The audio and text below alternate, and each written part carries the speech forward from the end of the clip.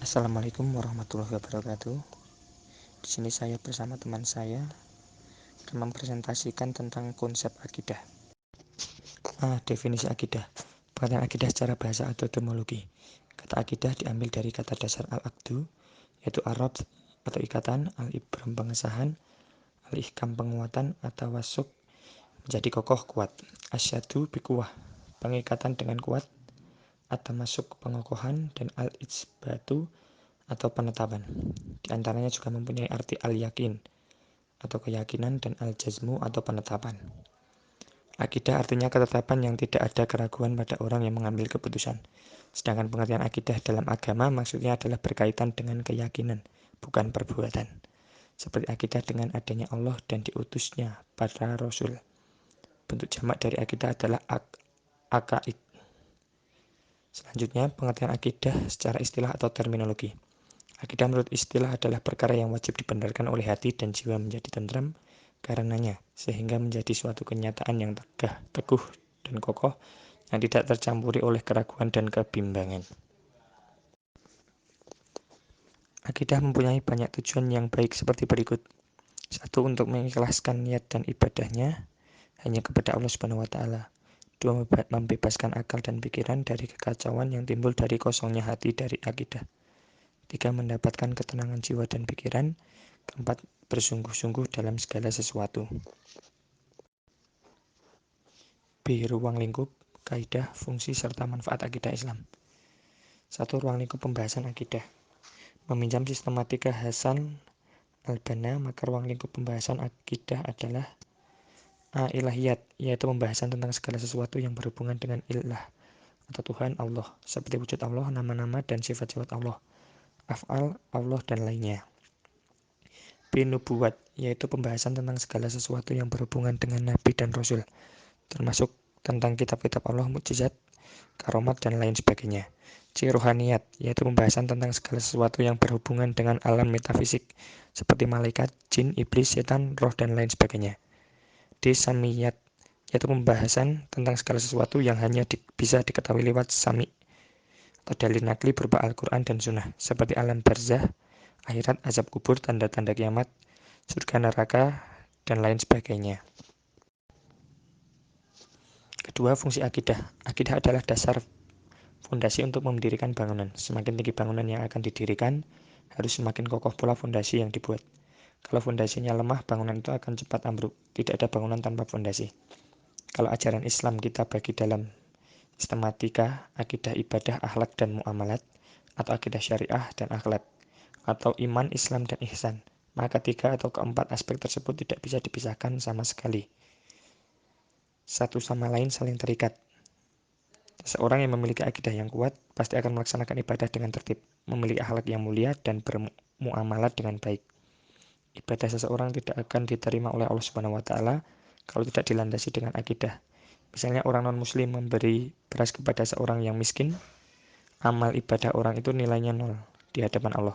Allah tidak menerima ibadahnya karena orang itu tidak punya landasan akidah. Jadi akidah berfungsi sebagai ruh dari kehidupan agama. Tanpa ruh atau akidah, maka syariat atau jasad kita tidak ada guna apa-apa. Peranan akidah Islam. 1. Akidah merupakan misi pertama yang dibawa para Rasul Allah. Allah berfirman, "Dan sesungguhnya kami telah mengutus Rasul pada tiap-tiap umat untuk menyerukan, sembahlah Allah saja, dan jauhilah tagut itu." Quran Surat An-Nahl ayat 36. 2. Manusia diciptakan dengan tujuan beribadah kepada Allah. Allah berfirman, "Dan tidaklah aku menciptakan jin dan manusia, kecuali untuk menyembahku."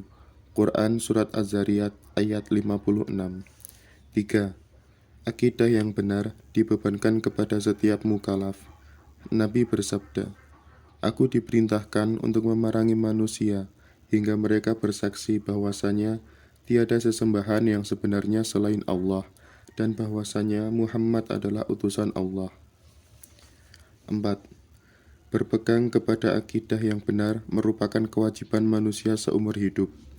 Allah berfirman, "Sesungguhnya orang-orang yang mengatakan Tuhan kami ialah Allah, kemudian mereka beristiqomah teguh dalam pendirian mereka, maka Para malaikat akan turun kepada mereka seraya berkata, "Janganlah kamu merasa takut, dan janganlah kamu merasa sedih, dan bergembiralah kamu dengan memperoleh surga yang dijanjikan Allah kepadamu." Quran Surat Fussilat ayat 30.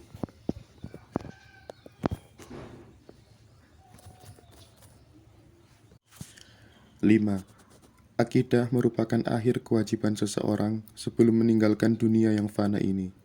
Nabi Shallallahu Alaihi Wasallam bersabda, "Barang siapa yang akhir ucapannya, tiada sesembahan yang berhak disembah selain Allah, niscaya dia akan masuk surga."